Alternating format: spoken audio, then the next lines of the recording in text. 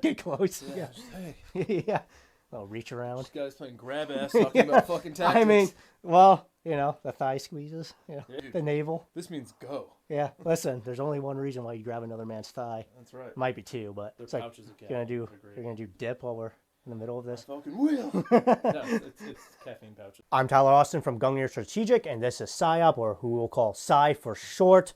Hopefully, he will be joining me a lot more on this channel. He's a good friend of mine. He is redacted, as he has been in the past videos for PerSec reasons. We'll just keep it at that. Anyways, this has been a video I've been wanting to do for a while, and that is going to be dealing with some misconceptions when dealing with night vision in particular. Sai here, he's really into technical aspects when it comes to night vision and all that. He's very knowledgeable on that. I'm kind of a dummy when it comes to that. I just wear the thing, see through the thing, shoot through the thing, and I just do the thing. But he's very knowledgeable and he nerds out on the technical aspects of it.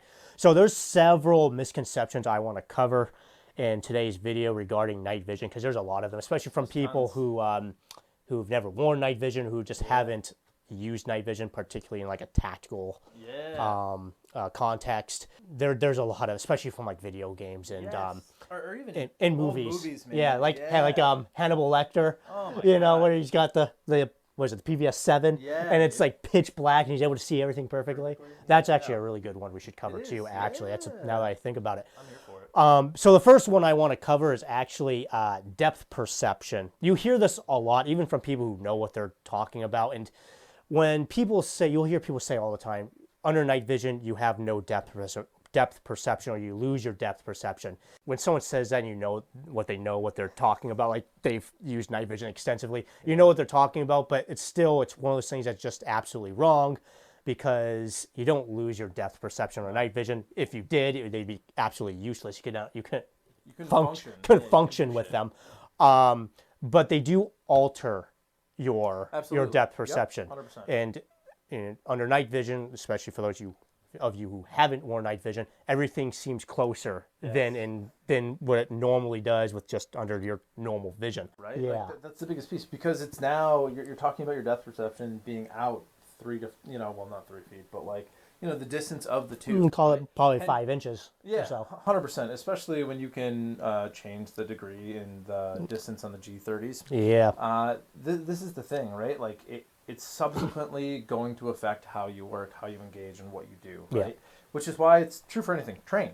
Wear your piece, wear your kit, go, walk around, do the maneuvers, engage in weapon drills.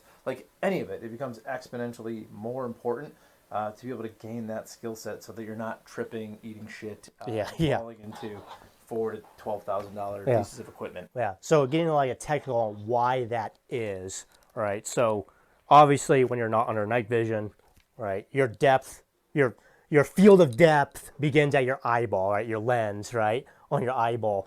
When you're under night vision and you drop this thing down, your depth now begins here. Mm-hmm. So now, again, call it 5 inches or so. So everything seems, 5 inches closer than it actually is, although it is as close as it is to this lens.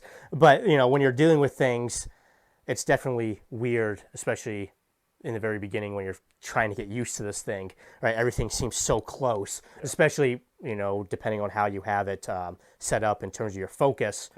Yep. Things are not only close, but they're fuzzy. It takes some getting used to. Once you get used to it, you just put them on. It's like second nature. It's like riding a bike. Yep. But until that happens, getting used to that field of depth difference can definitely be can throw people for a loop 100%. In the very beginning. 100%. I think one of the other things that is more of a pet peeve and an irritation facet than it is within the tactical community is the amount of people are gaining more and more access to night vision, which is great. Love that. Love that people are aware. But the amount of people that have been like, oh, I'll just hit you with my flashlight and melt your eyes. Because that old notion that these old Gen 1 Plus tubes that would just intensify the light so much. And burn themselves out. Yeah, exactly. But these newer units don't do that. Mine are auto-gated, even the ones with manual gain. Which this one is. Yeah.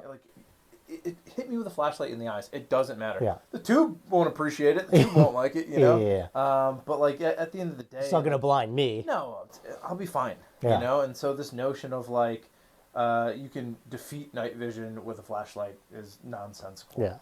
Yeah, and there's this amazing technique called look up, Yeah, looking.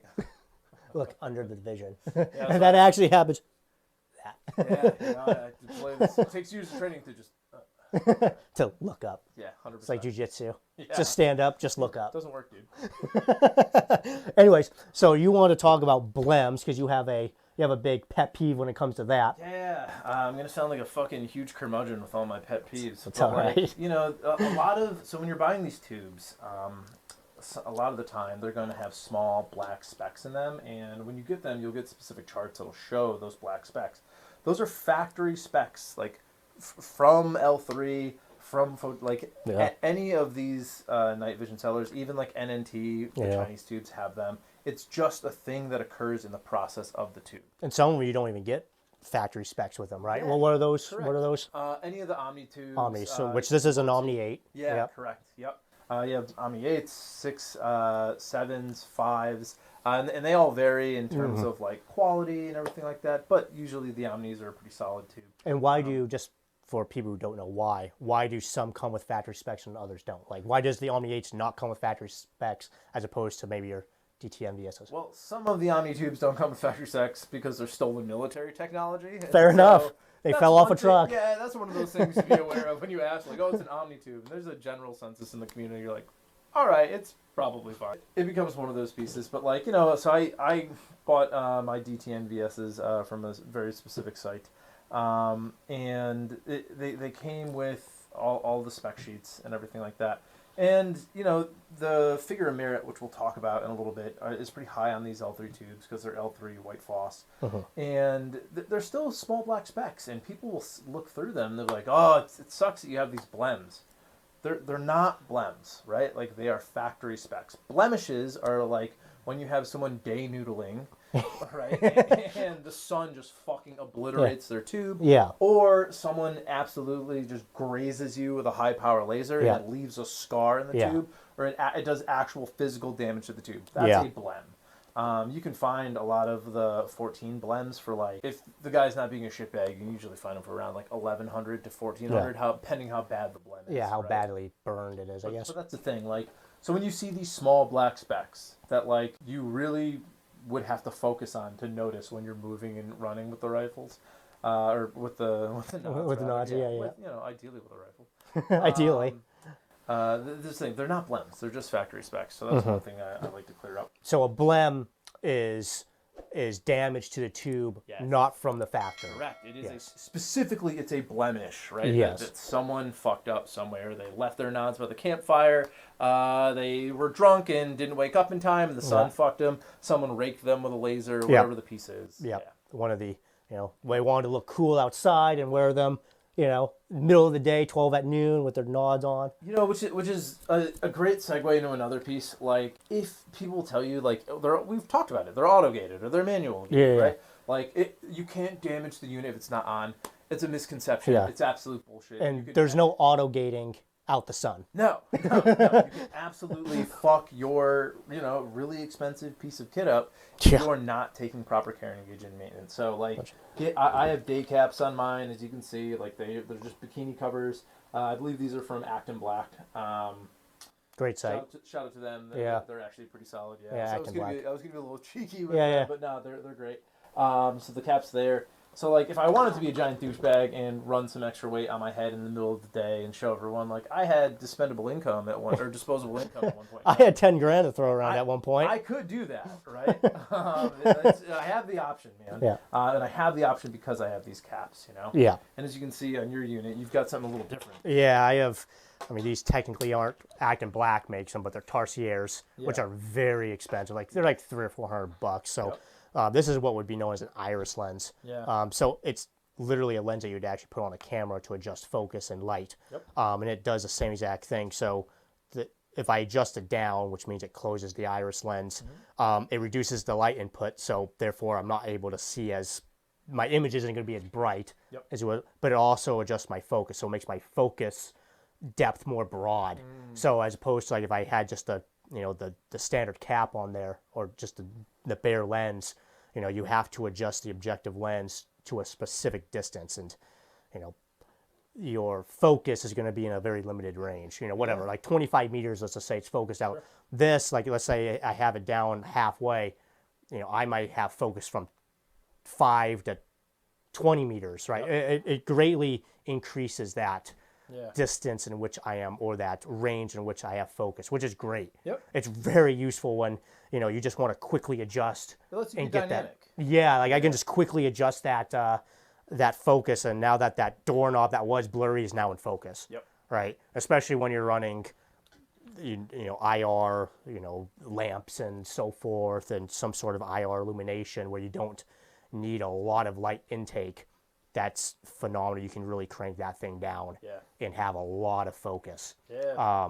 And it also protects, obviously, the lens too, because if you dial that thing all the way down and run the gain all the way down, I mean, you could wear these in very, very bright areas, and you still can barely see through the tube because it's limiting so much light coming in. So it also acts not as much as day caps, because obviously it still allows some light in. Sure. So I wouldn't want to have these things up in the daytime. Day noodle? No, but it will definitely protect the lens as well. Yep. So, and it also acts as an external lens to protect if anything comes in, like 100%. spall from like an ejection port or something comes through out. That's all you need. It protects the lens. Nice. Yeah. So other ones that we want to cover. Yeah, I mean, I think don't get hung up on figure of merit, right? Like, obviously, there's a huge difference between some of these Chinese NNT tubes that you're talking about, like having 1400 figure of merit when you compare them to like nice L3 2600 figure of merit. Big difference there, but like nitpicking small numbers with figure of merit isn't really worth the energy. And the same thing's true, like, figure of merit is only one measure of how good a tube is, right? Like, you also want to be aware of the signal-to-noise ratio, the SNR. The higher the better. I think these are like 32.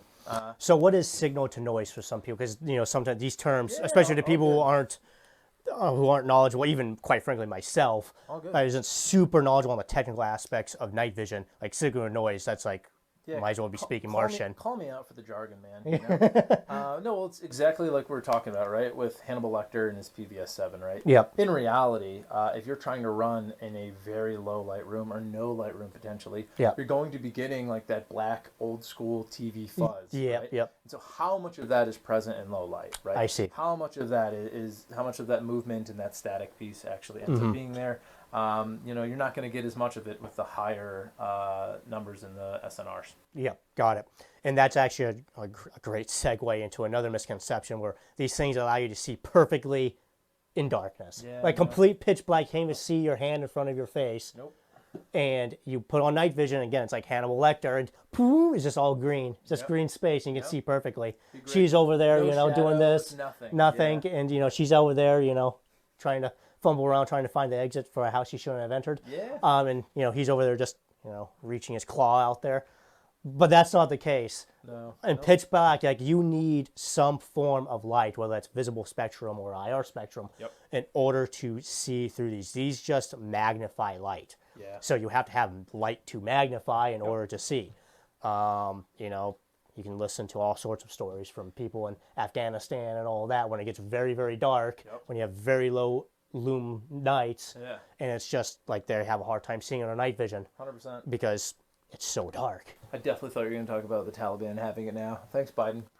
Yeah. I mean, well, that's a problem too now, but Yes, I mean, don't. Although maybe they're shocked. They're like, wait, I can't see as good as I thought I was. Bullshit. Yeah. American Hollywood's lied to us. Because that never happens. Never. No, this is the other piece too. I would say is people get really hung up on like the white phos versus the green phos. That's actually a good one too. Yeah, I mean, I'm standing from my ivory tower with dual tube white phos. It's not quad tube white phos. But you're not 40 grand. Yeah, I know. One day. But the whole facet of it is I think the biggest argument people will make is like, well, there's less eye fatigue. There's less eye fatigue under white phos than there is, and you get a little more definition with white phos. And maybe all that's to some degree true. I think so, but again, how much is it worth, right? Like, would it be worth getting a higher spec green tube and just running a filter? I think an argument absolutely can be made for it. Which they have what I believe are called mint filters for the Yeah. green tubes, Yep. which basically just turns a darker green to a lighter green, essentially. Yeah. I mean, I also ran when I had a 14 before this, and I actually ran an LLI Low Light Innovations. There we go. Brain's working sometimes. A purple filter, which purple with the green turns it into a bit more of that white bluish phos piece. Interesting. Yeah, and so again, it's really about eye fatigue and how long you're going to wear this, how much you're going to be running with it, and making sure that your eyes aren't tired at the end of your trading. Some people say that the green phos gives them headaches. Yeah. And I'm sure that is true for a lot of people. Yeah, absolutely. I mean, I've ran these things 5, 6 hours, 7 hours at a time even, and I haven't felt that. I don't know if there's a difference between duals and singles and monotubes when it comes to like eye fatigue and maybe creating headaches and stuff. I don't know. But I mean, I haven't experienced that personally. Maybe it's because that mint filter I have on there. Could be. That very well could be. But I do know some people do experience that. Yeah. Some fatigue with it. But there is a pretty good price difference too between white phos and green phos. There is. And we've had this discussion before too. It's also how soon do you want to get into the game? How much do you want to invest into the game, especially with the unstoppable march of time that is digital night vision coming. Yep, and that's something I want to ask you and talk about here.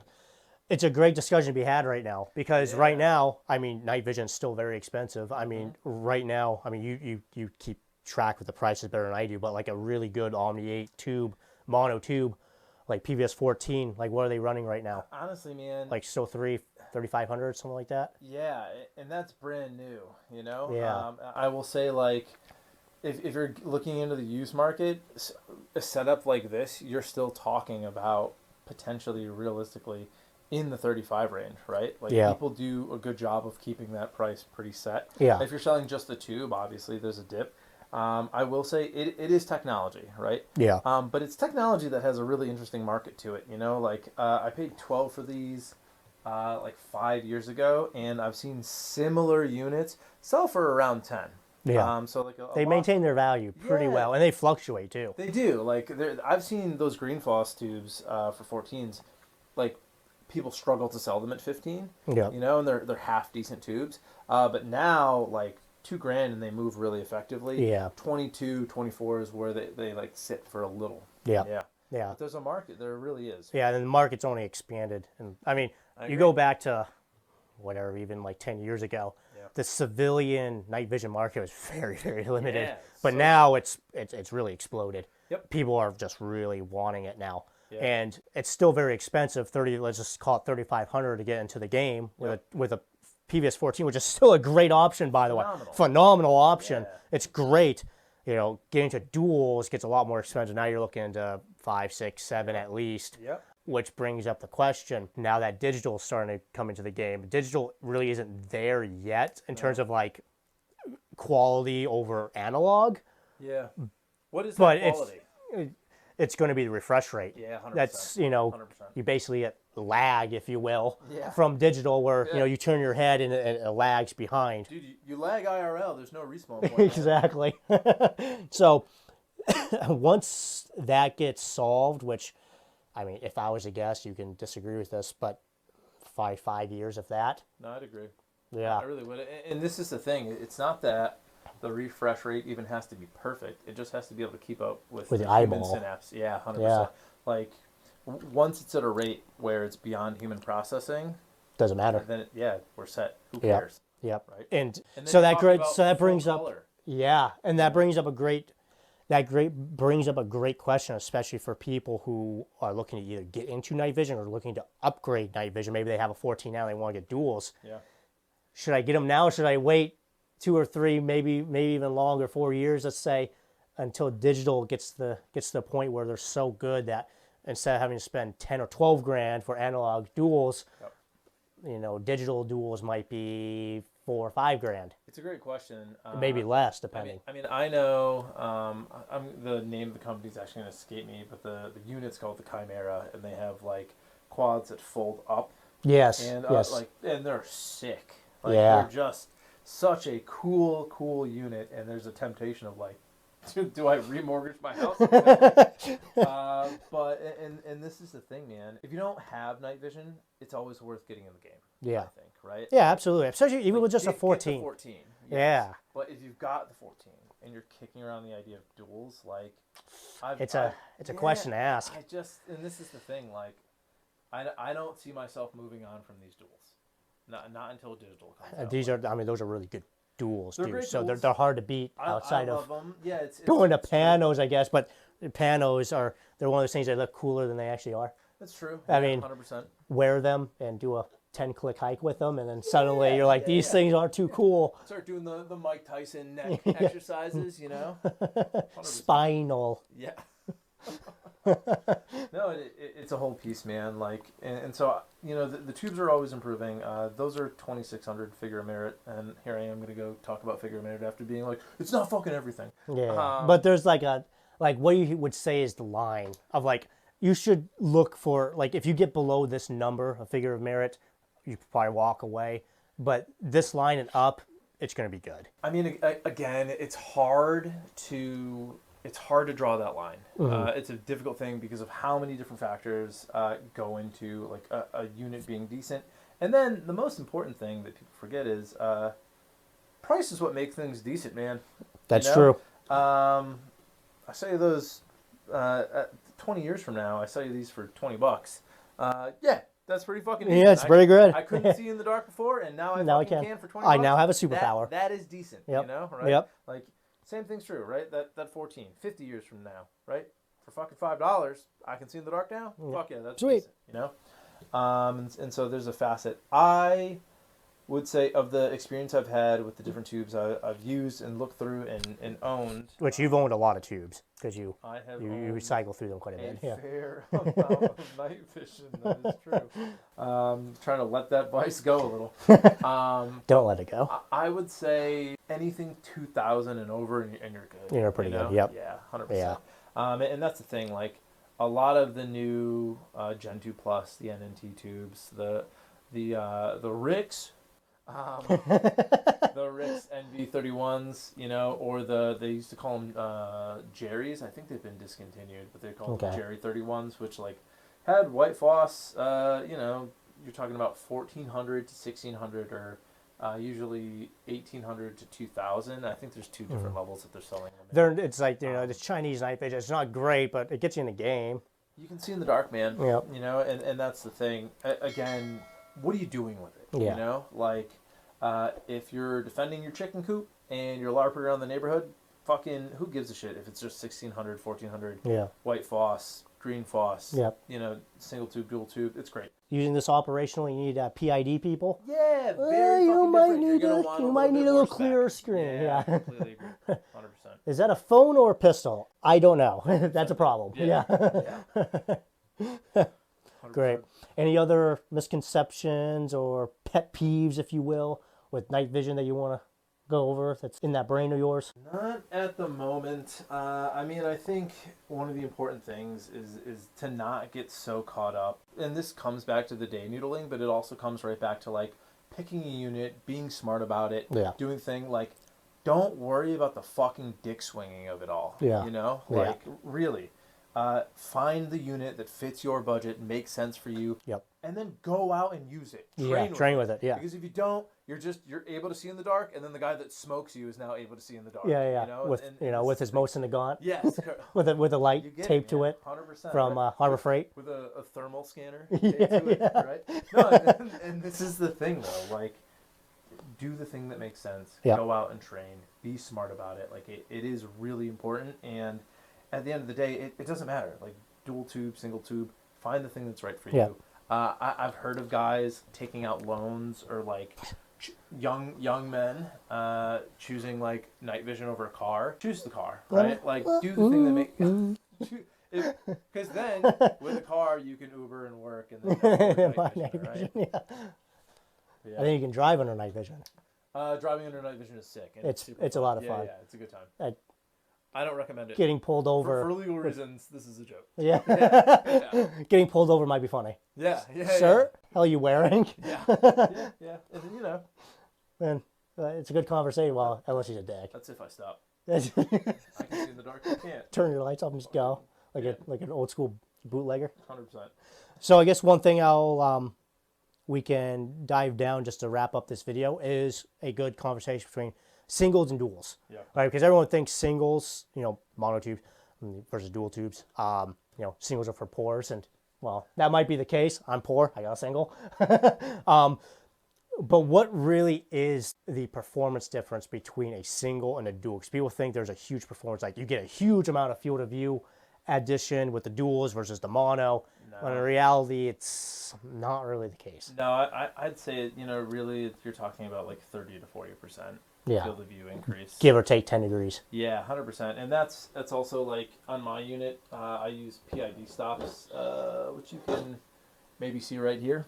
It's these little pieces here that let me keep it set so that it's always at the same distance. Yep. Yeah, my eyes aren't shifting,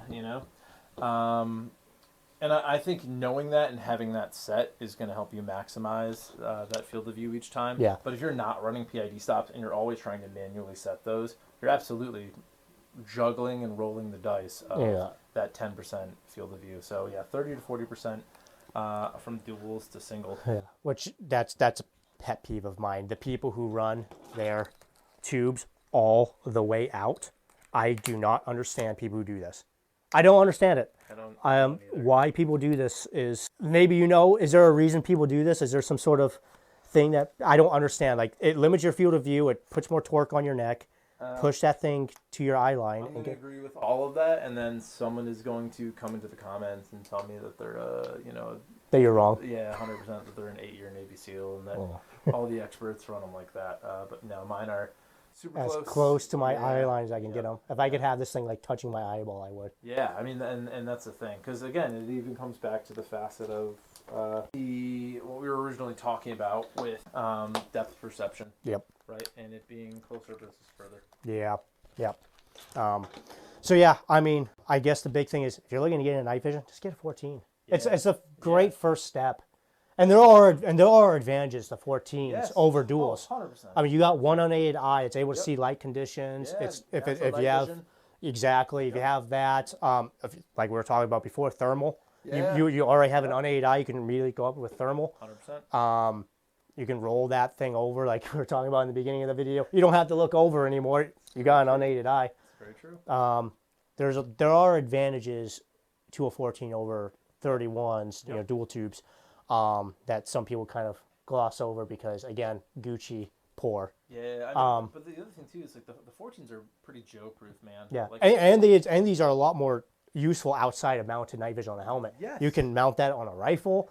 You can use that just simply as a monocle. I mean, there's a lot more application with this than with, these are dedicated helmet-mounted tubes. Yep. Unless you're going to wear a skull crusher, I don't recommend. Nope. But got that name for a reason. Yeah, but these go on helmets, and that's it. This go on helmet, on a rifle, on monocle. Yeah. Yeah. I agree. So there are advantages to 14s. 100%, man. Yeah. I mean, that's really all I can think of currently right now. Same. Yeah. Awesome. You can also hit us in the comments with any questions. Yeah, absolutely. Answer. Yeah, definitely. Yeah, we're going to do a lot more night vision stuff. Yeah, I'm here for it. It's a great topic. It is. And it's a fun thing to train. If anything, it's just fun. It's the only superpower you can buy. Exactly. I'm Tyler Austin, and this is Cy from Gungnir Strategic. I hope you found this video helpful and informative. If you did, please like and subscribe. I'm Tyler Austin from Gungnir Strategic. Thank you so much for watching.